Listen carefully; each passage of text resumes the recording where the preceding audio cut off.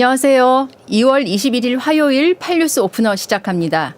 저는 SBS 보도국의 홍지영 논설위원입니다. 오늘도 김수민 평론가 나오셨습니다. 평론가님 안녕하세요. 네, 반갑습니다. 네. 지난주 날씨가 좀 포근했는데 네. 이번 주 들어서는 추워졌어요. 오늘 아침에 더 추워졌더라고요. 네, 날씨가 밀당을 하기 마련이죠. 순순히 추위가 물러가지 않기 네. 때문에 아마도 조만간에 날이 따뜻해지다가 3월 초에 다시 또 꽃샘 추위가 오지 네. 않을까 대충 패턴이 있는데 네. 그래도 따뜻해지다가 또 추워지니까 좀 참기가 어렵더라고요. 사람을 좀 풀어주면은 바라는 게 많아집니다. 저는 마지막 추위였으면 하고 바라고 있습니다. 네. 자, 오늘요. 낮 동안 눈에 띈 뉴스 랭킹 오프너부터 한번 시작해 보죠. 네. 예, 오늘 랭킹 오프너 첫 번째 소식 튀르키예 대지진 관련 소식이네요. 네, 그렇습니다. 네, 무너진 건물 잔해 속에서 태어난 기적의 아기 너무나 전 세계적으로 유명했었는데요. 네. 신의 계시, 기적이라는 뜻으로 이름을 아야라고 불렸었어요. 네. 네. 지진 10시간 정도 지났을 때 발견됐던 아기였는데 네. 안타깝게도 당시에 그 부모와 4명의 언니 오빠들은 숨지고 네. 아야 혼자 살아남았던 그런 상황이었습니다. 그렇죠. 그 이후로 인큐베이터에서 주로 지내왔었는데요. 네. 하지만 이제 다행히도 고모를 찾게 돼서 그 고모의 자녀로 입양이 될 예정이고 이름도 숨진 어머니의 이름인 아프라를 네. 이어받기로 그렇게 결정이 됐다고 합니다. 예. 구조 장면도 굉장히 당시 화제가 됐었고 그다음에 탯줄을 이렇게 물고 태어났다는 그것도 그렇고 그래서 병원에 있을 때 척추 쪽에 상처가 있는 것 같다 이런 얘기가 있어서 그 병원에 있었던 사진도 많이 공개가 됐었는데 그러면서 이제 전 세계에서 입양 문의가 빗발쳤다고 네. 해요. 어쨌든 잘된 일인 것 같습니다. 그래서 숨진 어머니의 이름을 물려받아서 아프라라는 이름으로 이제는 불리게 된다고 하네요. 네, 유전자 검사를 요즘 세상에서는 할 수 있기 때문에 네. 고모하고 조카 관계라는 걸 확인할 수 있었다라고 하는 게 다행이었던 것 같고 전 세계적으로 나라도 입양하겠다 이런 의사들을 많이 밝혀주셨는데 그러니까요. 그 마음들은 다 전해져서 또 지진 피해를 입으신 튀르키예 주민들에게 전해졌을 것이라고 또 믿습니다. 네. 자, 두 번째 소식 넘어가 보죠. 보건복지부가 발표했던 자살 예방 대책 시안을 두고 여론 비판이 커지고 있습니다. 어떤 내용이기에 이렇게 논란이 되고 있을까요? 네, 보건복지부가 자살 예방의 의무를 책무를 다해야 된다. 이거는 모두들 다 동의를 하실 겁니다. 네. 그렇기 때문에 계획을 또 짜기 마련이고 그 계획을 확정 짓기 전에 공청회를 해야 되는 거죠. 네. 이 공청회 시안에 나온 문구가 논란을 불러일으켰는데요. 네. 일단 2027년까지 자살률을 30% 이상 낮추겠다. 이 목표는 좋았어요. 근데 네. 그 어떤 방안 중에서 뭐가 예. 들어가 있었냐면 네. 산화형 착화제가 사용된 번개탄 생산을 금지한다. 라는 문구가 들어갔습니다. 예. 복지부에서 왜 이런 대책을 내놨나 싶긴 한데 번개탄도 복지부하고 관련이 네. 있는 건지 번개탄이 없어지면은 자살이 줄어드나 이것도 좀 이해가 안 되는 부분이고요. 네. 복지부가 내놓은 대책이라고 하기 너무 좀 지엽적이라는 생각도 들고 네네. 사회 안전망 관련 대책 이런 거 내놔야 되는 거 아닌가요? 그렇습니다. 이게 사실 발단을 살펴보면 원래 자살 예방 목적이 아니었었고 처음 아이디어는 산림청에서 내놨던 아이디어입니다. 네. 어떤 아이디어였냐면 네. 번개탄 생산의 전면 금지는 아니었고요. 예. 산화형 착화제의 함량 기준을 낮추겠다. 네. 아무래도 독성이 좀 있기 때문에 그리고 이게 번개탄보다는 우리가 캠핑장이나 식당에서 쓰는 그 뭐라고 하죠? 성형숯. 네, 성형숯의 그 유해 수치를 낮추기 위해서 고안된 정책이었습니다. 예. 질산바륨이라는 물질을 줄이겠다. 이렇게 해서 고안된 건데 이것이 이제 좀 전해지면서 왜 귤이 회수를 건너면 탱자가 된다. 이런 말이 되듯이 네. 이게 이제 그러면은 이런 독성 물질이 나오니까 자살로 이어질 수 있고 실제로 그런 수단으로 쓰이고 있기 때문에 넣는 건 어떨까? 자살 예방 대책에 넣어보자. 이렇게 된 것 같아요. 네. 그러면서 이제 원래 산림청의 애초 취지 어떤 건강의 측면이라든지 이런 것들이 아니라 구조적으로 해결돼야 될 자살 예방 대책으로 들어와 버린 여기에 대해서 또 시민들이 소식을 접하고 여러 비판들을 또 쏟아냈습니다. 그냥 산림청 발표대로 그거 산림청 계획에서만 그쳤으면 좋았을 뻔했네요. 네, 그렇습니다. 네, 얘기를 듣다 보니까 이 생각도 나요. 박근혜 정부 당시에 2016년인가요? 고등어가 미세먼지 주범이다. 이런 네. 얘기가 있었잖아요. 그 생각도 좀 나고 하는데 어떤가요? 그때 고등어 삼겹살 구우면서 나는 연기 이것이 미세먼지의 맞아요. 주범이 아니냐 이런 얘기가 나오면서 정부가 그 발표를 했다가 많이 비판을 받았었는데 고등어값 떨어지고 막 그랬죠. 그렇습니다. 근데 사실 미세먼지 중에 비중이 어느 정도 있는 건 사실이고 그렇겠죠. 또 유엔에서도 조리중 연소로 사람들이 많이 숨진다고 얘기는 했었어요. 근데 중요한 거는 전체 맥락이겠죠. 네. 그러니까 환기가 중요하고 네. 또 식당이나 이런 데서도 이걸 좀 저감할 수 있는 시설이 필요하다. 이 정도로 했었어야 되고 그보다 더 많은 문제들 뭐 공장이나 네. 건설 현장이라든지 중국에서 오는 거라든지 화력발전소 이런 부분들하고 같이 얘기를 했으면 그때 당시에 정부가 그렇게 비판을 많이 받지는 않았을 겁니다. 그렇죠. 이번에도 결국에 자살 예방 대책에서 다른 구조적인 대책보다 더 돋보여 버림으로써 번개탄에 대한 어떤 해프닝이 벌어졌다 이렇게 볼 수 있겠습니다. 그러네요. 아직은 뭐 시한일 뿐이고 지금 말씀하신 것처럼 어감이나 오해가 있을 수도 있고 뭐 수정하면 되니까 지켜봐야겠지만 네. 어쨌든 정부 자살 대책이 너무 안이하다 이런 비판도 틀림없이 귀담아 들어야 될 것 같습니다. OECD 자살률 1위라는 것도 나왔었잖아요. 네. 번개탄이 억울해 뭐 이럴 것 같은데 자 오늘의 랭킹 오프너 여기서 마치겠습니다. 자, 다음 소식으로 넘어가기 전에 잠깐 댓글 볼까요? 자, 오늘 박진우님 처음 들어오신 것 같아요. SBS 유튜브 항상 응원합니다. 이렇게 써주셨네요. 고맙습니다. 계속 들어와서 의견 남겨주시면 좋겠습니다. 자, 이슈 오프너 넘어가 보려고 합니다. 튀르키예 지진 소식 오늘 이슈 오프너에서도 다뤄보는데요.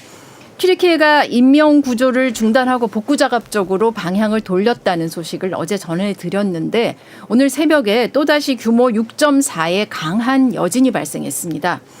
먼저 여진 당시 영상 먼저 보시겠습니다.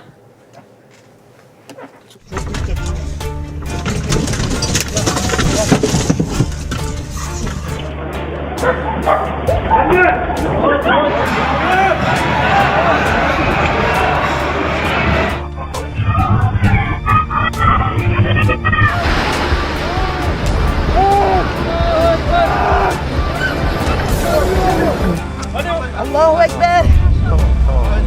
Mahmoud has people, Mahmoud.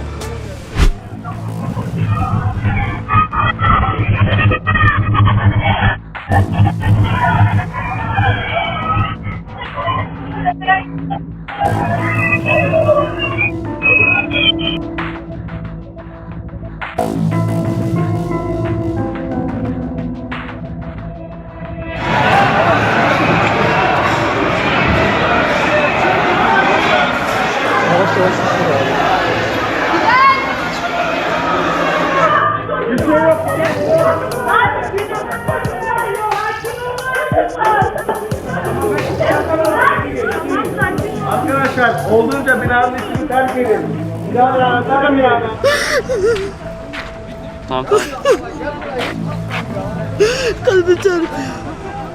아니야. 자, 엎친 데 덮친 것 같아요. 지진 발생 2주 만인데요. 이렇게 여진이 강도도 꽤 셌어요. 규모 6.4. 일부 건물이 무너지면서 사망자가 많게는 뭐 1,000명까지 나올 수도 있다. 이런 보도까지 나오고 있는데요. 지금 이 소식은 저희 8시 뉴스에서 자세히 준비가 돼 있으니까 보시면 될 것 같고요. 지금은 SBS 보도국의 안혜민 기자가 이 자리에 나왔습니다. 엄청난 피해를 남겼던 튀르키예 지진 관련 소식을 전해줄 텐데요. 자, 안 기자, 안녕하세요. 네, 안녕하세요. 안혜민입니다. 네.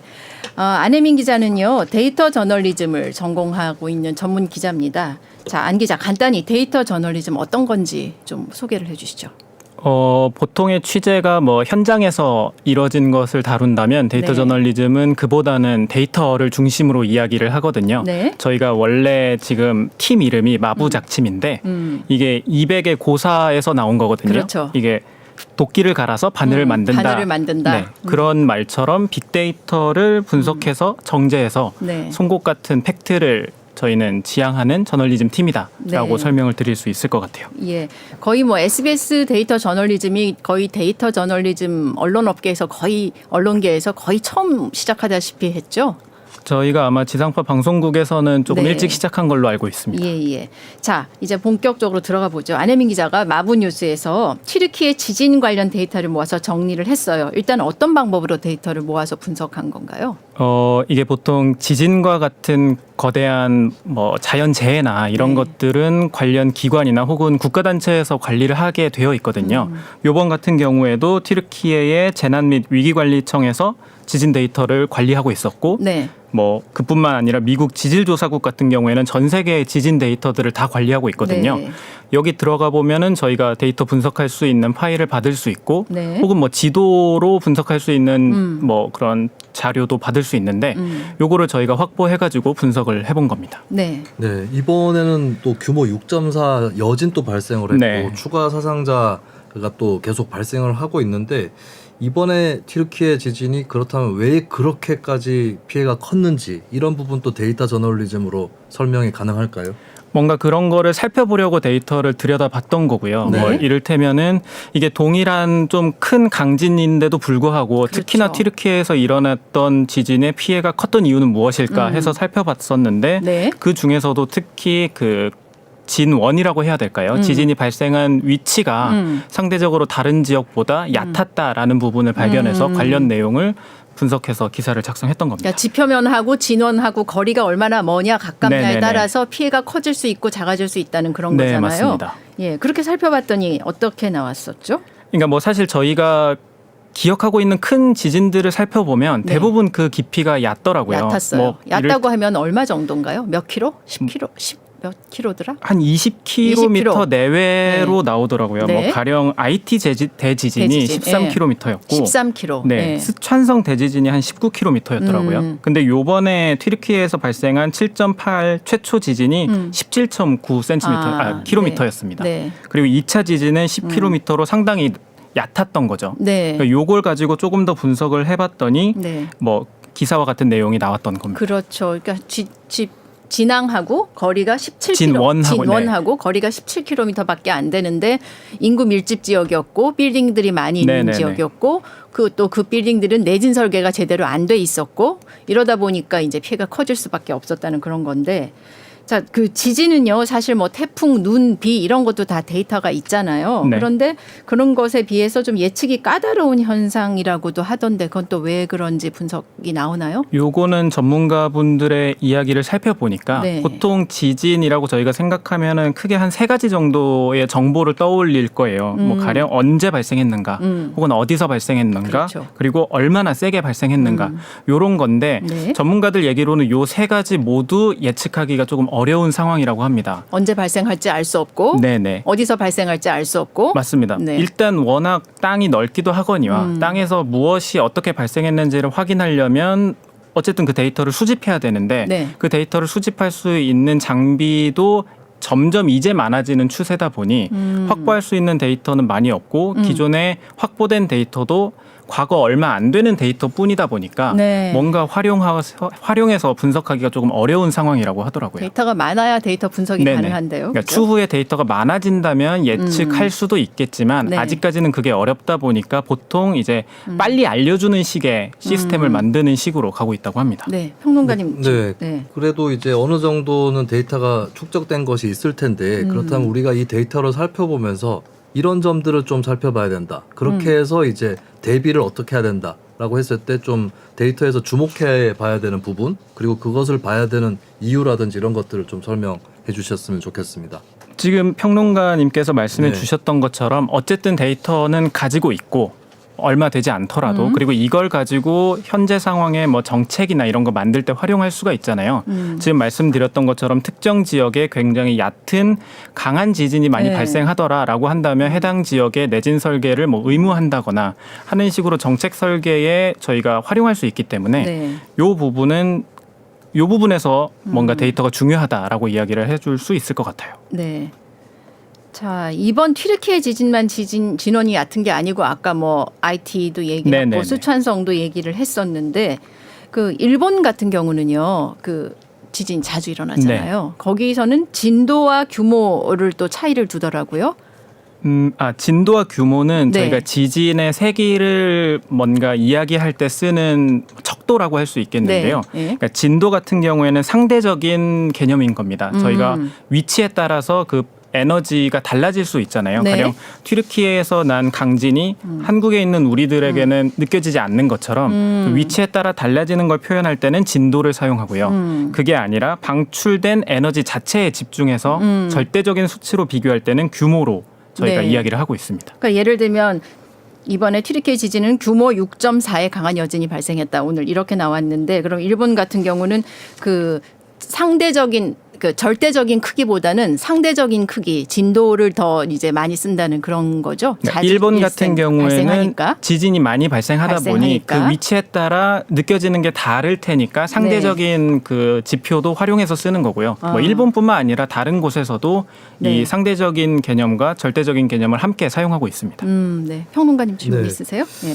그러면 이제 튀르키예 같은 경우 지진이 많이 일어나는 지역이었잖아요. 네. 그러면은 아무래도 지금까지 축적돼 있는 데이터라든지 이런 것들도 많이 있을 것 같은데 어떻게 좀 그래도 데이터를 활용해서 대비를 했던 것인지 아니면은 데이터 축적이라든지 활용 대비 이런 것들이 잘 안 됐던 것인지 이런 튀르키예 대응에 대해서 좀 말씀 부탁드립니다. 이게 과거 데이터를 살펴보면은 1939년에 튀르키예에서 7.8 규모의 대지진이 발생을 했었어요. 네. 네. 그때 이후에 내진 설계법이 마련이 됐습니다. 그리고 99년에도 규모 7이 넘는 대지진이 발생했는데 네. 이때도 내진 설계가 의무화되고 지진세가 도입이 됐죠. 이렇게 보면 어쨌든 대지진이 있을 때마다 제도적으로 보완을 하려고 했다라고 볼 수 있겠는데 이번 결과를 보면 사실 그렇게 보이진 않잖아요. 아, 그렇죠. 왜냐하면 뭐 워낙 많은 건물들이 무너지면서 사상자가 났었기 때문에 그래서 뭐 자료를 살펴보니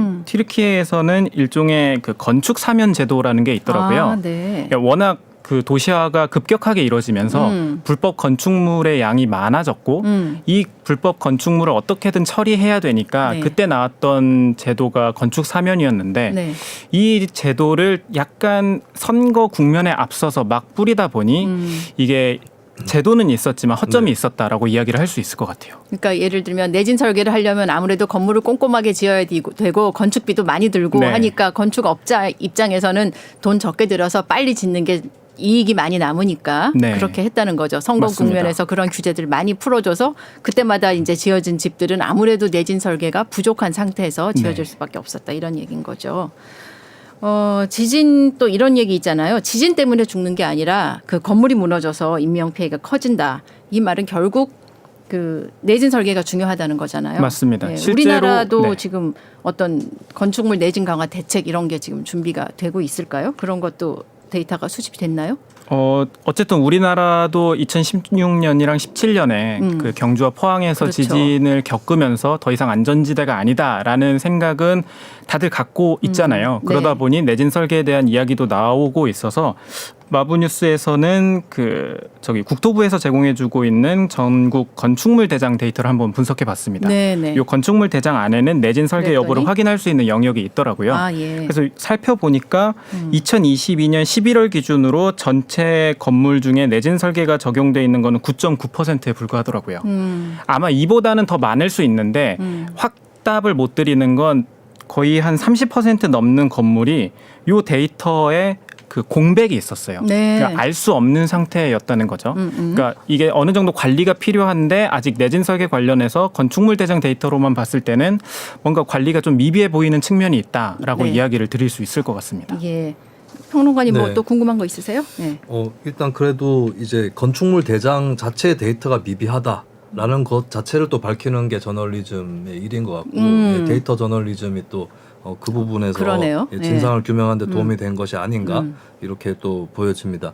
그 내진 설계하니까 제가 좀 궁금해진 부분은 우리나라 이제 필로티 건물도 그렇죠. 많잖아요. 네. 이런 부분에 대해서는 좀 어떻게 정부의 데이터 축적이라든지 또 이런 것들이 좀 되고 있는지 이런 부분 또 확인을 해볼 수 있을까요? 이게 아마 그 법 개정 때마다 기준은 명확히 세워져 있는 것 같더라고요. 네. 뭐 필로티 구조까지 그런 건물 유형에 따른 그 법적 기준이 있는 건지는 정확히 모르겠으나 네. 이게 각 시점별로 지역별로 그 해당 뭐 층수 이상인 경우에는 내진 설계가 의무화돼야 된다든지 이런 식으로 약간 그 나눠서 관리를 하고 있다라고는 보여지더라고요. 네. 예.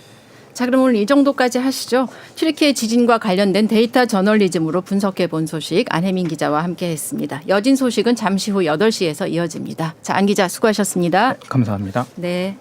자, 8시 뉴스 큐시트 살펴보겠습니다. 오늘 하루 종일 화제가 됐던 것 같아요. 동성 커플이 배우자의 건강보험 피부양자 자격을 인정해달라는 소송에서 1심을 뒤집고 2심에서 승소했다는 기사인데요. 오늘 저녁 8시 뉴스 톱으로 준비됐습니다. 1심에서 혼인은 남녀 간의 결합이라면서 원고 패소 판결을 내렸는데 이걸 뒤집은 겁니다. 재판부는 동성 결합은 사실혼 관계가 아니다면서도 정당한 이유 없는 차별은 평등 원칙에 어긋난다고 판결했습니다. 이렇게 되면 건강보험에만 해당하는 건지 또 다른 비슷한 복지에도 연결될 수 있는지 또 동성혼을 법적으로 인정하는 나라들은 얼마나 되는지 혼인관계는 인정하지 않더라도 법적으로 복지를 얼마나 나눌 수 있는지 다른 나라 사례까지 같이 살펴봅니다. 오늘도 8시 뉴스 단독 기사들도 풍성합니다. 먼저 김건희 여사 개입 의혹이 제기되고 있는 도이치모터스 주가 조작 의혹 관련한 수사 속보를 저희 법조팀이 단독 취재했습니다. 자세한 내용 8시 뉴스에서 보시면 됩니다. 최근 우리나라에서 마약이 급속도로 늘고 있는데 배달 플랫폼을 통한 마약 배달도 급증했습니다. 퀵서비스 배달 기사가 의뢰를 받은 봉지가 수상해서 열어봤더니 마약이 들어있더라는 겁니다. 이 배달 기사가 배달 플랫폼에 어떻게 할까 물어봤더니 경찰에 돌려주던지 그대로 배송하라 이렇게 무책임한 답변을 들었다는 이야기도 나와 있습니다. 사회부에서 단독 취재했습니다. 다음은 러시아의 우크라이나 침공 관련 소식입니다. 침공 1년째를 맞고 있죠. 8시 뉴스에서 어제부터 특집 기사들을 내고 있는데 오늘은 이 전쟁이 전 세계 경제에 미친 영향 그리고 덩달아 우리나라에는 경제적으로 어떤 영향을 미쳤는지 경제적인 면에서 짚어봅니다. 자, 이번에는 이슈 오프너 두 번째 코너로 넘어가 보겠습니다. 두 번째 주제 정치권 이슈로 넘어가 보겠습니다. 자, 김수민 평론가님과 같이 합니다. 계속해서 평론가님. 함께합니다. 네. 이른바 노란봉투법 오전 국회 환노위 전체 회의에서 야당 단독으로 통과됐죠. 이 네. 법안이 어떤 법안이고 여당이 왜 이렇게 반발하는지 상황을 좀 일단 정리를 해 주시죠. 네, 크게 두 가지 내용인데요. 첫 번째는 원청 사용자도 하청 노동자와 교섭할 수 있도록 사용자의 개념을 확대하는 부분입니다. 네. 두 번째는 파업에 대한 손해배상 청구를 할 때에 노조에는 할 수 있지만 네. 노동자 개인에 대해서는 하면 안 되는 거 아니냐 이런 얘기들이 있어서 이런 그 손해배상 청구권 제한 네. 이런 부분을 갖고 있었는데요.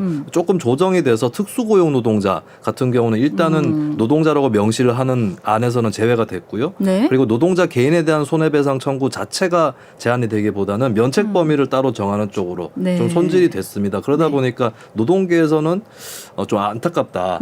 그렇지만 이만큼 온 것도 굉장히 큰 성과일 수 있기 때문에 일단은 추진해달라 이 정도의 얘기가 나오고 있고요. 이제 국민의힘이라든지 사용자 단체들에서 반대 입장을 피력을 하고 반대가 있는데 크겠죠. 이제 여기서도 반대 이유는 크게 두 가지입니다. 첫 번째는 사용자 개념 범위가 확대되다 보니까 이게 좀 모호하고 자칫하면은 그렇게 책임이 없는 사람들까지도 뭐 고발을 당한다거나 처벌받을 수 있다. 네. 이런 우려를 또 하고 있는 게 있고 두 번째는 노조의 개개인에 대해서도 손해배상이 어느 정도 제한이 되면은 네. 이것이 사용자 측의 재산권이 침해될 수 있다. 이런 네. 또 비판과 반발이 있습니다. 아, 예.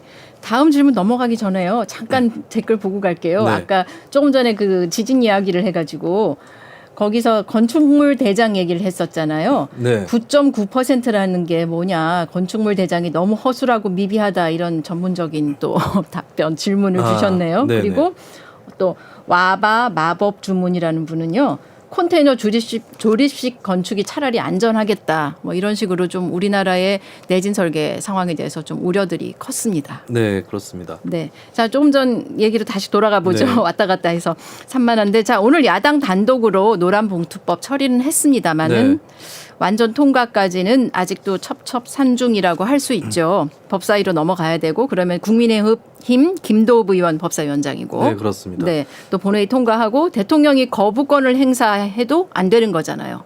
네. 국민의힘은 아무래도 거부권 행사를 좀 적극 권고하겠다 이런 입장이겠죠. 네, 그렇습니다. 일단 법사위 문제는 법사위원장인 김도읍 의원이 상정을 안 한다 할지라도 네. 환노위원 중에서 5분의 3 이상이 본회의로 직회부하라고 촉구를 하면 아. 예, 그러면 법사위에서 60일 정도 시간을 버티더라도 바로 법사위를 건너뛰어서 본회의로 가는 거거든요. 네네. 지금 환노위 의원 중에 5분의 3 이상이 민주당과 정의당 의원들이기 때문에 법사위까지는 건너뛸 수가 있습니다. 아, 그렇죠. 그리고 법사위 안 네. 건너고 간 법안들이 몇 개 있었죠. 그렇습니다. 이전에도. 네, 그리고 본회의 표결에서도 민주당, 정의당 뭐 합치면 민주당 네. 단독으로도 과반이기 때문에 법안 통과까지는 유력한데 네. 윤석열 대통령이 거부권을 거부권. 행사를 할 경우는 이게 전체 의원, 그러니까 표결 의원의 3분의 2 이상이 찬성을 해야 되거든요. 네. 근데 국민의힘 의원만으로도 3분의 1 이상의 의석을 갖고 있습니다. 그러면 윤 대통령의 거부권은 곧 국민의힘의 반대 네. 그리고 부결을 의미한다라고 예. 봐야 될 것 같고 현재로서 대통령실에서 흘러나오는 얘기는 아까 전에 말씀드렸던 반대론과 궤를 같이 하고 있어요. 위헌이다라는 말도 나오고 있어서 그래서 윤 대통령이 거부권을 행사할 가능성이 상당히 높아 보인다라고 네. 현재 상황을 정리할 수 있습니다. 자, 이렇게 노란 봉투법이 통과됐는데 이 대통령 그 용산의 그 기류를 좀 알 수 있다 그럴까? 오늘 윤석열 대통령이 3대 개혁 중에 하나인 노동개혁, 그중에서도 노조개혁에 박차를 네. 가는 그런 모습을 보였잖아요. 네. 국무회의였었는데 네. 대통령 발언을 이례적으로 생중계까지 했어요. 네. 그래서 건설 폭력을 건폭이라고 또 줄여서 얘기를 했더라고요. 학폭, 조폭처럼 그렇습니다. 건폭이라고. 네. 네, 폭력과 불법을 방치하면 국가라고 할 수 없다 이렇게 강조했어요.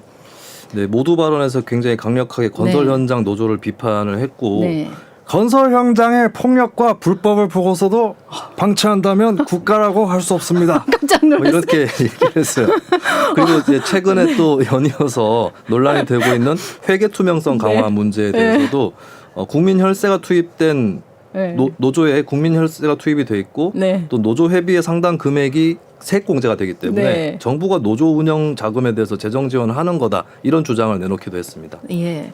그러니까 정부가 상당히 강경한 입장을 보였고요. 네. 지난번 화물연대 파업 때도 굉장히 강경한 태도를 네네. 보였었고 그게 사실 또 대통령 지지율에 어느 정도 반영이 됐다 이런 얘기도 있었잖아요. 네. 이번에도 약간 좀 그런 노림수가 있는 거 아닌가 이런 생각도 들어요. 강경한 네. 발언을 하는 게. 네, 노림수 뭐 이전에 일단 네. 뭐 기대는 할 수 있겠다. 전례도 있기 때문에 화물연대 같은 경우에 그렇죠. 그래서 어느 정도 지지율이 반등할 것이고 뭐 하고 있다는 진단도 이미 나오고 있습니다. 이제 네. 다만 관건은 이제 반등할 때도 어느 정도 선이 있었잖아요. 네. 근데 그것을 넘을 수 있을 거냐라고 하는 이 부분이 남아 있고 네. 양대노총 쪽에서도 우리가 보조금 받는 사업은 다 회계 심사를 받고 있었다. 네. 나머지 부분을 우리가 제출해야 될 법적 의무가 없다라고 강경하게 맞서고 있어서 이 논쟁이 또 어떻게 진행이 될지 예, 더 반등할 수 있을지는 좀 지켜봐야 될 것 같습니다. 네. 이제 여론이 어떻게 움직이느냐 하는 거잖아요. 네. 그 이것도 뭐 여론조사 이런 걸 해봐야 알겠죠. 어느 정도는 그렇게 해봐야 판가름이 날 것 같고 사실 네. 노조의 회계가 투명해져야 된다라고 하는 목적에 대해서는 아마 이견을 달기가 어려울 거예요. 근데 이제 양대 노총의 해명이나 반박, 네. 그러니까 민간 단체로서 정부 보조금과 상관없는 부분까지 우리가 공개를 해야 될 법적 의무가 없다. 이 부분에 대한 이제 해명에 대해서는 또 여론이 어떻게 평가할지 이거는 조금 미지수라고 볼 수 있겠습니다. 그게 논란이 많이 되고 있는 부분이죠. 네. 자, 이 문제는 여기서 정리하고요. 이제 민주당 이야기도 좀 해보죠. 법무부가 오늘 오전에 이재명 대표 체포동의 용의서를 국회에 제출 드디어 했습니다. 다음 주 월요일 이재명 대표 체포동의안 표결이 지금 예정돼 있고 민주당 이제 대응이 분주해졌는데 오늘 민주당 의원들 대상으로 표단석에 이재명 대표가 아무래도 나섰겠죠. 민주당 의원총회도 열었는데 네. 의원총회 어떻게 됐나요? 의견이 어떻게 됐죠? 네, 일단은 체포동의안 표결에 대한 방침은 자유투표로 정해졌습니다.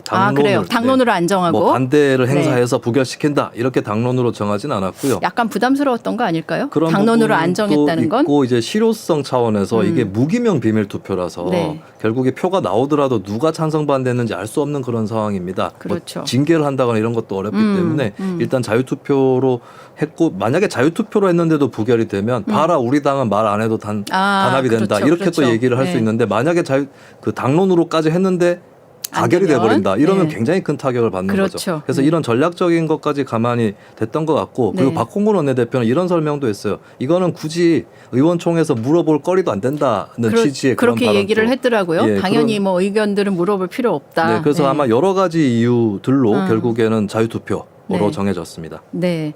자, 어제는 이재명 대표가 정의당 노란봉투법 그 운동본부 농성장을 찾아서 정의당에도 손을 내미는 모습 보였잖아요. 지금 네. 뭐 그런 상황일 텐데 정의당을 우군으로 확보할 수 있을까요? 지금 어떤가요? 정의당 일단 스탠스는? 정의당은 이런 노란봉투법하고 이재명 대표 수사 문제를 결부시키지 않겠다. 네. 이걸 조건으로 연결시킬 수는 없다라고 하는 입장이기 때문에 이것만으로는 현재 명목상으로는 뭐 체포동의안의 부결을 주장한다거나 반대표를 던지겠다 이렇게 돌아설 가능성은 없어 보이고요. 네. 근데 다만 알 수 없는 건 정의당도 체포동의안까지는 불체포 특권 폐지 차원에서 가결을 시키자는 그런 입장이 나오고는 있는데 그렇죠. 또 알 수 없는 부분은 무기명 비밀 투표이기 투표니까 때문에 뭐 어떻게 될지는 예, 그거는 네. 끝까지 이제 확인이 또 안 되는 영역이기도 합니다.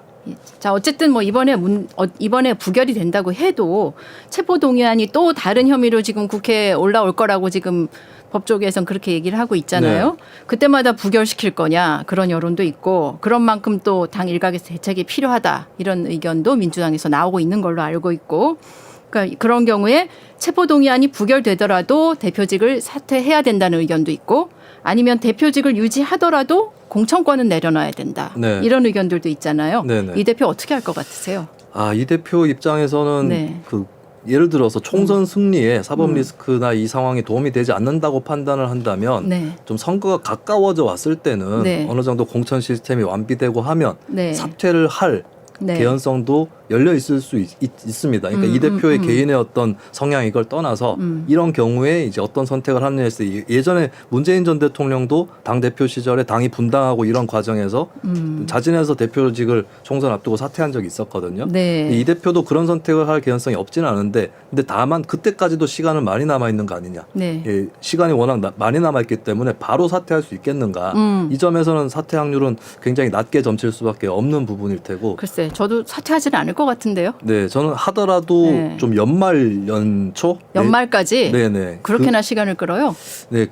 왜냐하면 이제 사실 지금 내려온다는 것은 당을 새로 정비를 해야 되고 전당대회를 다시 하거나 비대위로 가야 된다는 건데 네. 그럼 이제 의원들 입장에서도 공천은 어떻게 되는 거냐 이런 그렇죠. 것들도 걱정이 될 겁니다. 근데 다만 이제 비명계를 필두로 해서 체포동의안을 우리가 부결을 시켜줄 텐데 네. 계속 이렇게 끌려가면 안 된다. 당 대표직은 내려놓으시는 게 어떻겠느냐. 그러니까요. 이 얘기가 점차 증가할 가능성이 역시 높다. 가능성이 있죠. 네, 네네. 그 두 가지 흐름이 다 일어날 것으로 보입니다. 네, 네.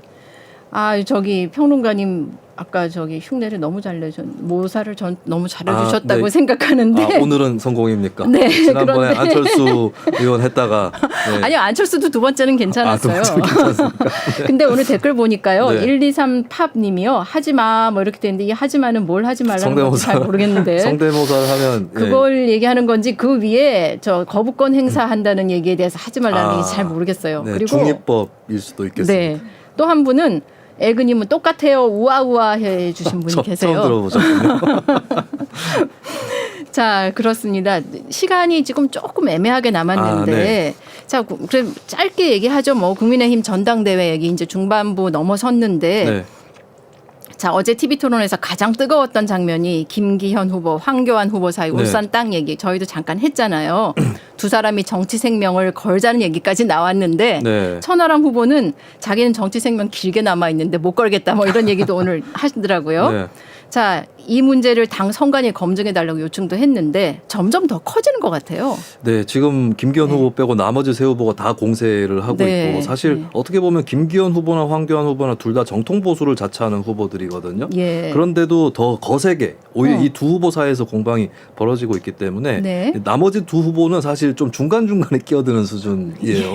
예. 그렇다면 더더욱이나 공방이 거세질 것이고 네. 뭐 당내에서 중앙선관위가 정리할 수 있거나 이런 일은 아니기 때문에 계속해서 황교안 후보가 추가 조사를 한다거나 네. 본인이 생각하는 의심 이런 것들을 던질 거기 때문에 네. 아마 3.8 전당대회 당일까지 예. 뜨거운 공방이 펼쳐질 것으로 봅니다. 그러게요. 그럴 것 같죠. 그리고 한 1분 정도 남았는데 짧게 하면 될 것 같아요. 어제 김기현 후보가 토론에서 이것도 김기현 후보 왜 그랬나 모르겠어요. 천하람 후보를 공격하기 위해서 그 바이든 날리면 건을 꺼냈잖아요. 천 후보는 이게 자책골이었다 이렇게 얘기를 하더라고요. 네. 이준석 대표도 마찬가지고. 근데 전 사실 이게 용산에서도 별로 안 좋아할 것 같은데. 네. 자, 왜 그랬을까요? 김기현 대표가. 일단은 이게 그래도 리트머스 시험지다라고 판단을 한 게 아닐까. 네. 바이든이는 인지? 날이면 인지? 네. 이것을 이제 천하람은 저쪽 편이에요. 네, 네, 저쪽 네. 편에서 막 MBC나 이런 데서 조작한 거 아닙니까? 네. 이거를 또 역으로 부각시키려고 했던 게 네. 아닐까. 근데 천하람 네. 후보는 오히려 가벼워 보일까 봐 좀 자제했던 것 같은데 그러니까요. 그 얘기를 거꾸로 김기현 후보가 꺼내버렸기 때문에 네, 네. 어떻게 보면 천하람 후보 입장에서도 내가 먼저 얘기 꺼낸 건 아니다. 그렇죠. 라고 얘기할 수 있는 그런 또 알리바이가 생긴 것 같습니다. 예. 그렇습니다. 예. 오늘 이슈 오프너 여기서 정리해야 될 것 같아요. 뭐 이재명 대표 흉내도 내달라는 얘기가 있네요. 이 대표는 조금 더 연습해 와야 됩니다. 네. 오늘 이슈 오프너, 오늘 팔뉴스 오프너 여기서 마치겠습니다. 8시 뉴스에서 더 자세한 소식 이어집니다. 감사합니다.